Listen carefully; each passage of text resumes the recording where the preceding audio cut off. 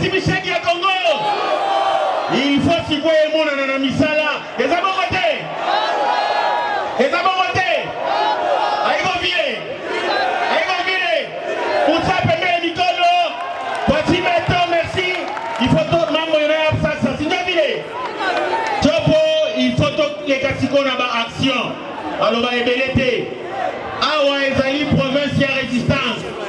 Monguna aza kopusana espoir na ye ezali ya korekrite ko démobiliser ko tia division 4 na biso. Oh ngana za mutu ya uma. Oh ngana za mutu.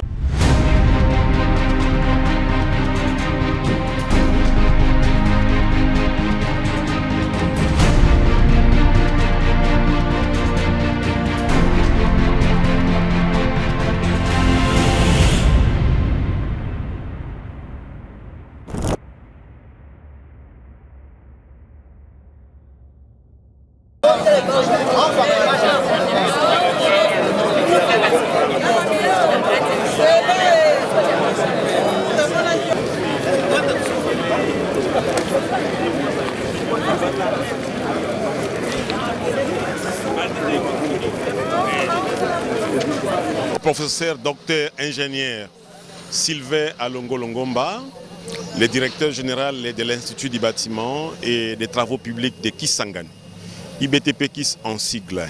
Oui, et l'arrivée de son Excellence le chef de l'État, Félix Antoine Tshisekedi Tshilombo, c'est une arrivée hautement symbolique en couleur, parce que comme vous le savez, Kisangani c'est d'abord une ville martyre.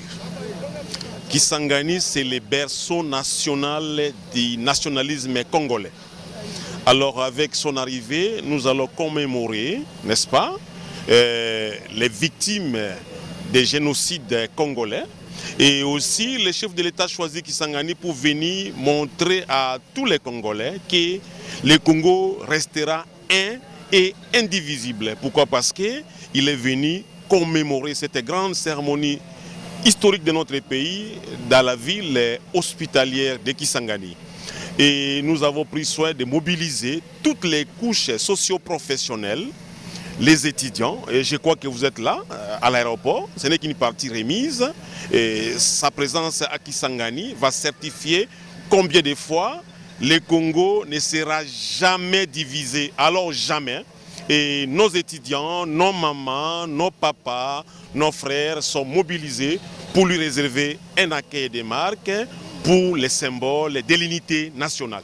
Depuis quelques semaines, je suis là, vous savez que depuis la publication des résultats et l'installation de l'Assemblée nationale, c'est une première fois que je rentre à Kisangani. Depuis tout ce temps-là, nous sommes là dans le cadre des vacances parlementaires et nous sommes là aussi, comme vous le savez, maintenant dans le cadre de suivi de certains projets, dans le cadre de contrôle parlementaire. Alors ce sont ces activités-là qui nous ont amenés ici. Nous sommes là, nous allons accueillir le président de la République. Comme vous le savez, le président a été massivement élu par la population de la ville de Kisangani et de la province de la Chopo. Lorsque nous apprenons que le président arrive, nous sommes là, notre peuple est mobilisé pour réserver un accueil chaleureux au président de la population. Je pense que la population de la ville de Kisangani a élu le président de la République parce qu'elle a adopté la vision du président de la République. Comme vous le savez, c'est des routes, c'est la sécurité, c'est des infrastructures et c'est au nom de cette vision-là que la population a élu le président de la République. Et le président, en faisant les déplacements ici, il sait ce que la population attend de lui. Et le président, comme vous le savez, se déplace spécifiquement pour les génocostes. Alors le président va être là, c'est une façon de rappeler au monde entier que notre ville de Kisangani a été une ville martyre.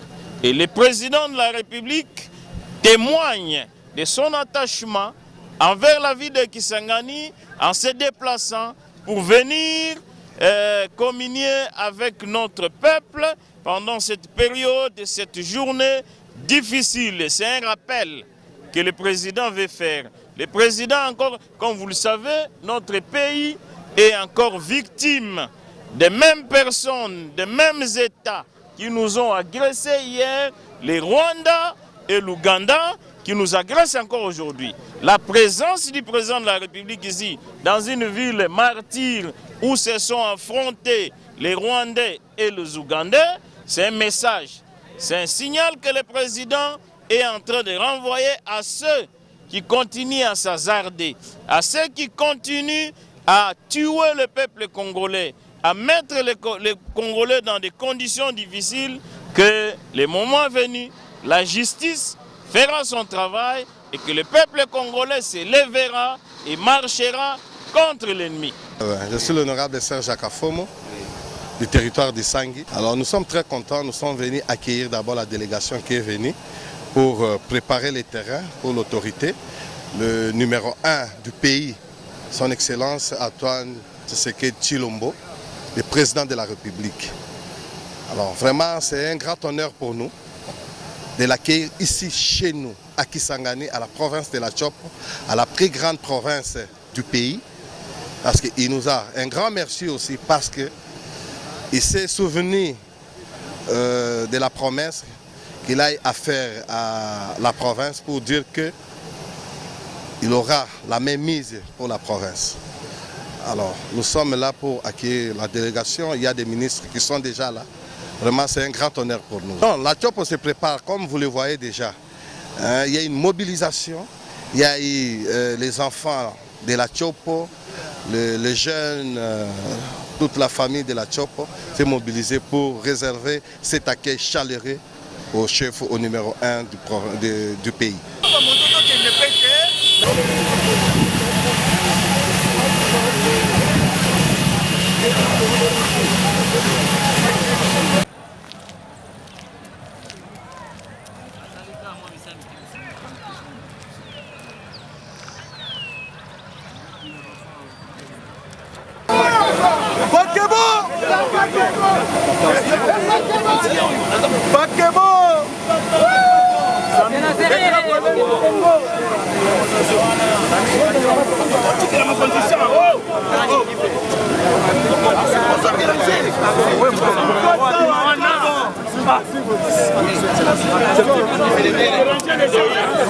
Papa, bima les sous.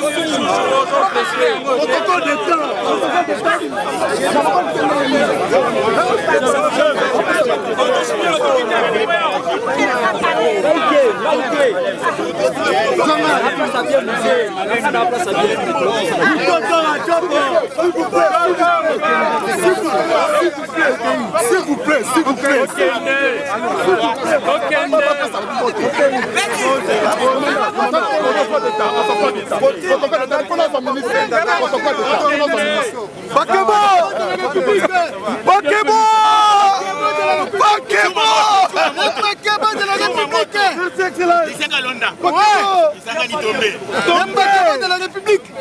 Même ça qui bino à Kobenga ngai.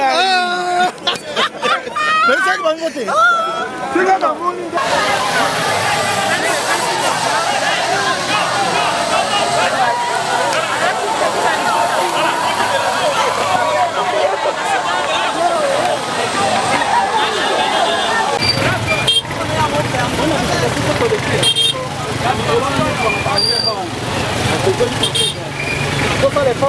Non, Marcel Dambam.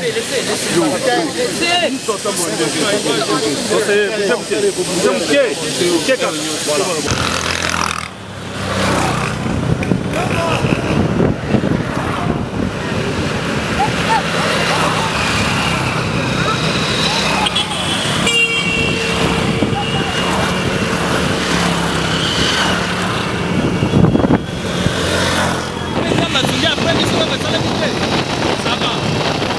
Mais ceux qui vont monter,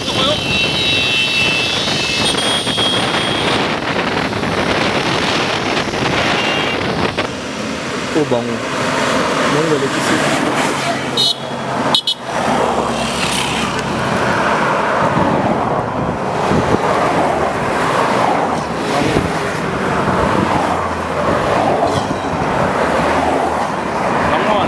délégation de Yamanele. Tous Magnos comme Kabadjale.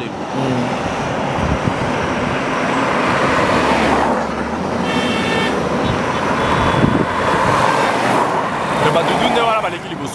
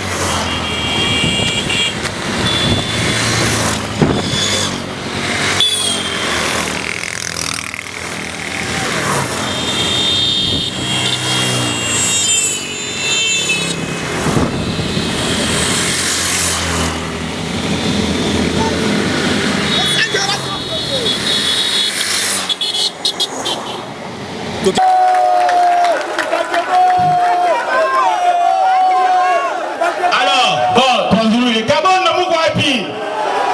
Ah, pas tout. Bien, on s'en va 12 tout, à 12.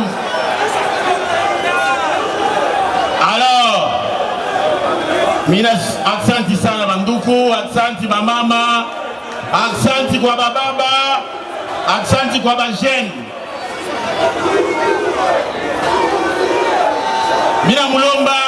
Mina mulomba une minute de silence. Une minute de silence doit nini? Doit bale banduku wetu bote la Lubunga. Tusimame mbele, une minute de silence, une minute de silence. C'est bote, une minute. On a raison de voter. Yango mokonzi ya mboka lobi tolingi ba action. Bino ba membre ya gouvernement botika ba français. Peuple alingi français lisusu te, alingi komona action. Teyokani? Ozela bozomona action. Peseko ezawa makambo ezotambola. Bokomona ndenge banzela ezosalema sikoyo eza promesse te. Batutu basi bayawa lancement ezosalema. Badépute profession basi bayebi déjà. Alors, makambo mosusu nyonso bonango. Tokoloba tu promesse te. Toye pona ko mettre en œuvre feuille de route ya tata mokonzi. Tolingi lisusu promesse te. Tolingi action. Chopo tolingi nini? Chopo tolingi nini? Tata mokonzi ya mboka baba wa taifa iko munjia. Félix Antoine Tshisekedi atakuya na nasema hivi. Atakuya mkufanya action. Asitake tena vya mafrançais. Asitake tena vya maprovince. Mchape mbele mikono ndio papa Félix Tshisekedi. Alingi lisusu ba promesse te. Tokende na ba action. Wapi ba fonctionnaire bazali? Ah ba fonctionnaire l'état bazali. Ah ba fonctionnaire bazali. Ba enseignant bazali. Ah ba enseignant bazali. Bon, ba comment fouta bino sous les têtes? Ou bien ba fouta bino avant les 28. Osepelité. Et tikali sikoyo baction mususo na terrain. Pas si le kinjala inapita, il faut peuple au éclair. Tinyotire.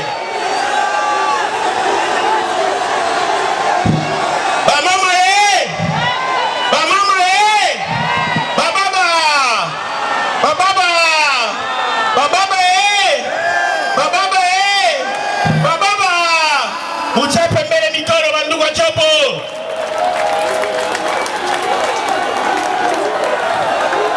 Donc bien nasema tunakuwa ma inauguration, mutaona ma inauguration manjia. Hapo sasa tu hakuna shida, hakuna vya kusema sema, tutake tena ma promesse. Alors, message nyingine baba wa taifa anatuma hivi. Chopo boyeba kake awa ezalaka temple ya resistance. Eza bongo te. Awa ezalaka temple ya resistance. Eza bongo te.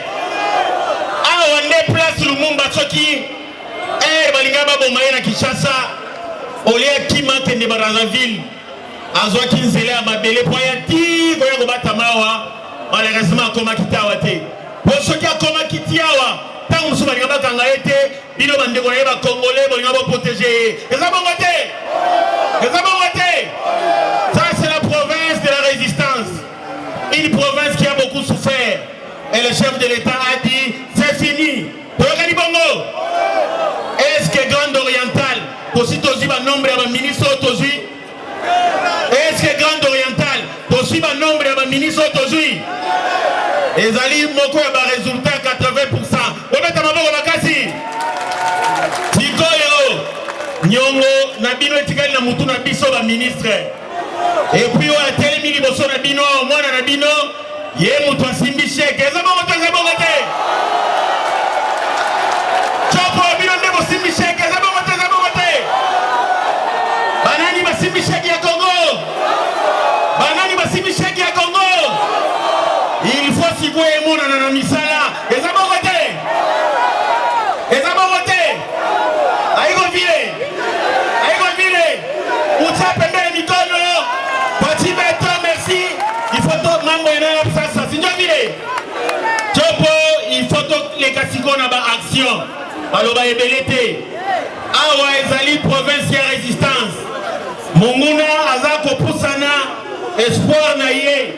Ezali ya ko recruter, ko démobiliser, ko tia division 4 na biso. O ngana za mutu ya uma, o ngana za mutu ya basoko, o ngana za mutu ya isangi, toko koti kutu na kati ya bato ya isangi yoyoki, o ngana za lokele, ngana za topoke, oke na basoko yoyoki no, ngana za mutu ya mai, ngana za mutu ya forestier, makamwana tolinyango te, toyokani? Tozala ini po Nzambe alinyapa mbola biso sikoyo. Toyokani? Zamba yoti kolela na biso. Toyokani? Donc il faut tozala ini po nzala eleki, souffrance eleki. Ba jeune bana misala te. Il faut banzela e banda ba jeune bazo misala. Il faut batia ba minda ba jeune bazo misala. Il faut basala banzela ba 55 territoires ba jeune bazo misala. Tolingi ba promesse te biso moko ba représentant na bino tozana kati ya gouvernement et ba tuba simbis cheke ezali ba tochopo. Oyokani? Donc na minito yo tozala makambo nyonso partout pour biso ba tochopo tozala ba nationaliste. Eza bongo te. Ba tochopo tozala nani? Tozala makambo nyonso na ba province na biso nyonso. Mais tolinga te basala lisusu eloko sambiso. Ye moko mokonzi ya mboka mikolo soki balingi basala eloko atunaka. Est-ce qu'il y a la Grande Orientale? Soki ezate alobi bo bandela Grande Orientale ezate. Obetele maboko makasi.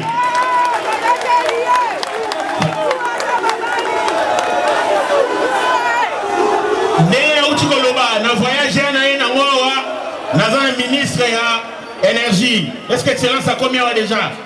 Azana Nzela, Tocho Kitana ministre de l'énergie, Awa, Tayana vice-ministre de budget, Namoko ministre de la finance, représenté à Bana Chopo, pour toi Simiché qui est à Congo, pour l'intérêt à Bana Congo Mobimba.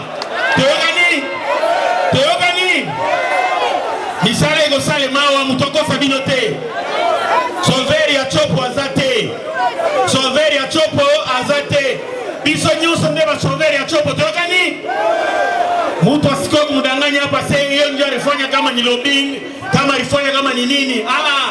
Utamuuliza nani alikala na sheikh? Hata mwenyewe alikala na sheikh asofa manjia. Il faut avoir le même esprit na gouverneur. Il faut avoir le même esprit na président assemblée provinciale.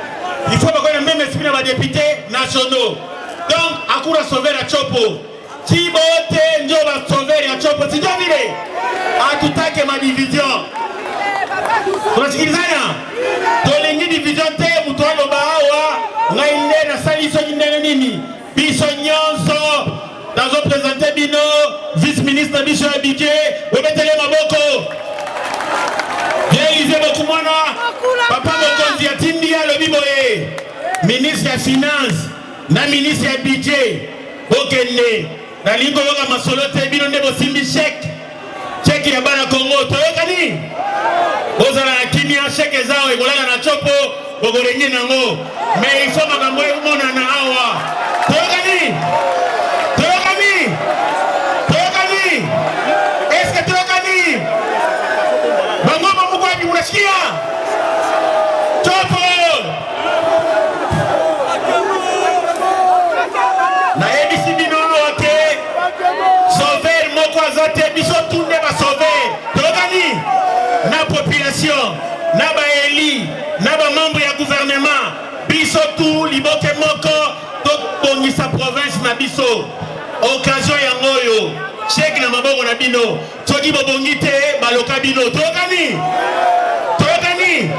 Félix Tshisekedi afuti nyongo na bino toyokani chèque ya Congo na maboko na bino bokanisa Mbandaka bokanisi Bandundu bokanisi Kisangani awa bokanisi Lualaba bokanisi Nord Kivu bokanisi Sud Kivu mais bino nde bosimbi chèque ya Congo toyokani bokanisa province mobimba pays mobimba mais awa pe misala esala nini biso tunde basauver naza koinsiste oyo bato ya mutu tel oyo nde bato ya Kingani tosali biloko wana pendant 60 ans province na biso bongi tolingi commune Kisangani biso division tolingi division te biso nyonso sima ya tata mokonzi ya mboka Félix Antoine Tshisekedi Tshilombo mwana na bino makila na... Merci beaucoup, merci président. Pas députés provinciaux, un chef coutumier, pas tout ba yambi biso na ba jeune ba mama, o mi mettre la maboko bakati. Na yena message moko ya kopesa bino. Message toza nango ezalaka moko. Ezali d'abord kopesa bino merci. Merci pour boponaki mokonzi ya mboka mwana na bino makila na bino Félix Antoine Tshisekedi Fati Beto à 80%. Omi mettre la maboko bana chopo omi mettre la maboko. On votaki awa plus de 80%. Maboko topepa.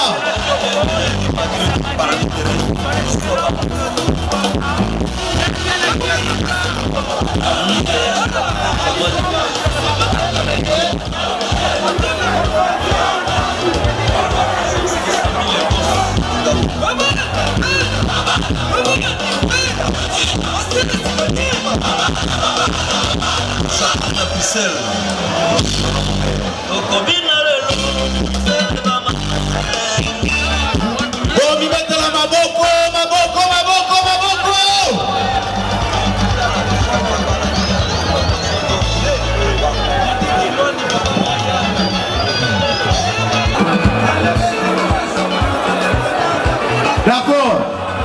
Ceux qui vont venir au Konzia Solola, vous mettez la main maboko pour la patience Nabino. Merci pour la patience Nabino. To garder calme, to yoka mokonzi et l'autre ni na reçu. Baza ozelaye, balingi sous ma promesse te balembi. Bayoki mingi balembi. Balingi nzia ponza leleki. Alors balingi sous ma promesse te. Donc sungangai na futa nyu. Il faut to libérer bandeko na biso Lubunga po bango bazo katisa. Nako luka tanga katisa kuna. Lubunga pays. Moko wapi hapa? Chopo jambo. Kisangani wema jambo. Kweli ninashikia bila nyingi. Kisangani napita kule ya kweli ninashikia. Asante sana mimi nashukuru. Asante kwa mama, asante kwa baba, asante kwa vijana. Munaacha manyumba, munakuwa kupokea mkulo kwenu, ndugu kwenu. Asante sana.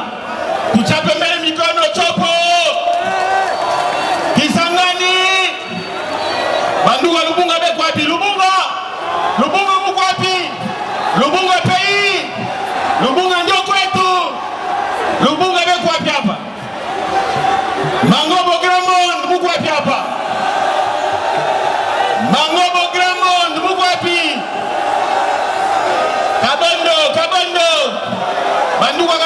wapi hapa? Il faut faire une statistique. Mangobo inafanya saa inapita bandugu wa Lubunga.